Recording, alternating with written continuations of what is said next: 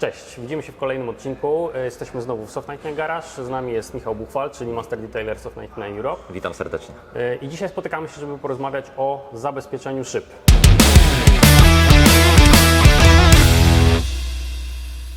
Temat jest o tyle ciekawy, że jest zupełnie nie detailingowy. Dlaczego tak jest?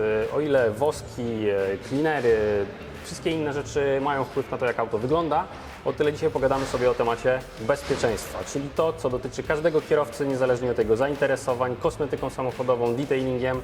Mało tego, nie potrzebujemy zbyt wielu umiejętności, ale o tym pogadamy sobie w kolejnej części.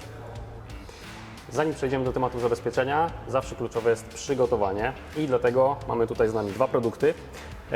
Michał, ktoś mógłby pomyśleć, umyłem auto ręcznie, osuszyłem, szyby są czyste, mogę działać. Czy to prawda? No nie do końca. Tak naprawdę i przy szybach to jest bardzo kluczowe tak naprawdę przygotowanie tej powierzchni. Tak? Szyba może się wydawać, że jest gładkim elementem, gładką strukturą. W rzeczywistości tak nie jest, szyba jest dość mocno porowata, dlatego potrzebujemy specjalistycznych produktów do przygotowania szyb. No właśnie, powiedziałeś specjalistyczne produkty, ale tutaj znowu pojawiają się proste pomysły, czy na pewno skuteczne. Ja osobiście słyszałem o przygotowaniu szyb pastą polerską, tlenkiem ceru. Czy to właściwe kierunki? Nie, to nie są właściwe kierunki. O ile tlenek ceru oczywiście w naszych produktach też jest wykorzystywany, bo jest to faktycznie substancja do polerowania szyb, to tak naprawdę tlenek ceru wykorzystywany tylko i wyłącznie profesjonalnie, bo nim możemy narobić dużo więcej szkód niż pożytku. No, wszelkiego rodzaju pasty polerskie, cleanery i tak dalej nie są dobrym rozwiązaniem, bo one zawsze posiadają jakieś wypełniacze w sobie, są oparte często na silikonach i tak dalej. No i to nie są produkty dobrze współpracujące później z powłoką hydrofobową. No właśnie, one nam pozostawią na szybie to, czego byśmy tam nie chcieli. Dokładnie tak. Dlatego, że to nam później utrudni wiązanie z powłoką glako, niezależnie od tego, którą wybierzemy. Druga sprawa to jest to już, o czym powiedziałeś, tlenek ceru, profesjonalne wykorzystanie. Natomiast tutaj mamy rozwiązania proste, skuteczne, Dla nie każdego. wymagające żadnej szczególnej umiejętności ani wiedzy. Do przygotowania mamy dwa produkty i teraz krótko o tych produktach. Dla kogo Glaco Compound Roll-On, czym się różni od Glass Compound Z? Tak naprawdę pierwszą rzeczą, którą powinniśmy powiedzieć, że tak naprawdę substancja zawarta w obu tych produktach jest taka sama. Czyli tak naprawdę którego produktu byśmy nie wybrali, to nadal pracujemy tym samym produktem tak samo skutecznym. Tak? Dla kogo pierwsza substancja? Raczej dla entuzjasty, raczej dla kogoś, który często korzysta bardziej z myjni bezdotykowych, nie ma miejsca profesjonalnego do przygotowania tego samochodu, bo tu mamy wszystko zawarte po prostu w jednym. Mamy produkt łącznie z aplikatorem, jak to często bywa w Soft 99, po prostu ta praca jest dużo bardziej ułatwiona. Okej. Tutaj też mamy aplikator, natomiast on jest zewnętrzny, osobny. Tak jest. Teraz w jakich sytuacjach może nam się przydać ten aplikator zamiast tego? Często wyznacznikiem tutaj jest samochód i jego wygląd, jego kształty, to jak utrudniony mamy dostęp do niektórych części szyb, więc tak też trochę powinniśmy dobierać sobie produkt do tego, jaki mamy samochód. Okej. Czyli jeśli mamy gdzieś problem, tego miejsca jest mało, jest trudny dostęp, tu moglibyśmy mieć problem, sięgamy po ten produkt, wtedy aplikator jest zewnętrzny, możemy sobie nim pracować w dowolny sposób, jest po prostu łatwiej i skuteczniej. Dokładnie tak. Teoria za nami, czas, żebyśmy pogadali sobie trochę więcej o tym, jak z tym produktem pracować, na co warto zwracać uwagę, o czym pamiętać, po to, żeby ta praca przebiegła po prostu łatwo i przyjemnie.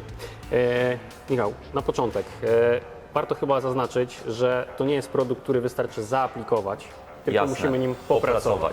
To jest forma w ogóle takiej delikatnej pasty polerskiej, w sensie do szkła, do szyb, jeżeli możemy tak powiedzieć, więc ta nazwa tak naprawdę sama nas ukierunkowuje na to, że tym produktem należy pracować, czyli musimy kilkukrotnie pracować na szybie tym aplikatorem po to, żeby po prostu tą szybę przygotować w taki, a nie inny sposób.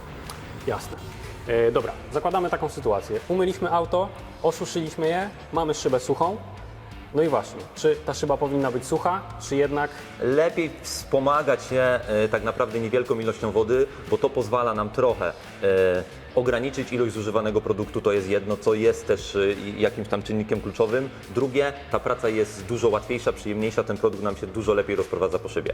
Więc praca raczej na mokro, można to po prostu łączyć czasami w procesie mycia.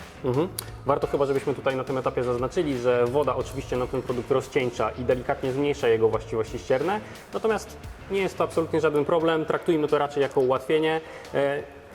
Czyli szyba delikatnie mokra, aplikujemy odrobinę środka na szybę i rozprowadzamy aplikatorem. Dokładnie. Polerujemy tak naprawdę, bo takiego sformułowania by było trzeba użyć, polerujemy tak naprawdę do momentu, aż na szybie nam się stworzy tafla tego produktu z wodą i tak dalej. Czyli musimy pracować tak długo, aż usuniemy, nie wiem, stare powłoki hydrofobowe, film drogowy, osady mineralne i wszystkiego innego rodzaju zanieczyszczeń. Ok, zakładamy, że produkt wypracowaliśmy.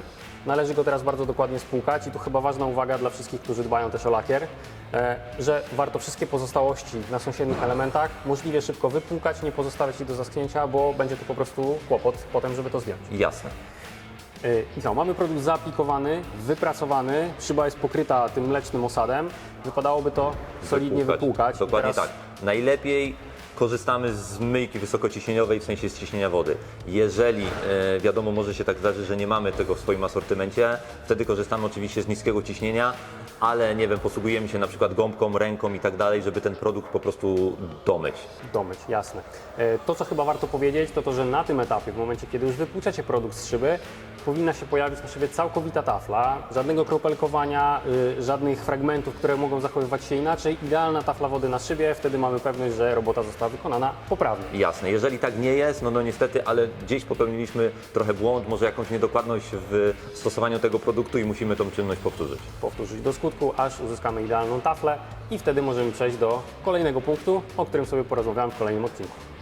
Jeżeli zastosowaliście się do naszych rad, wykorzystaliście jeden albo drugi produkt do przygotowania szyby, to znaczy, że czas na zabezpieczenie, ale o tym będziemy rozmawiać w kolejnym odcinku. Mam nadzieję, że się widzimy. Tymczasem komentarze są do Waszej dyspozycji, dajcie nam znać i do zobaczenia. Do zobaczenia. Dzięki.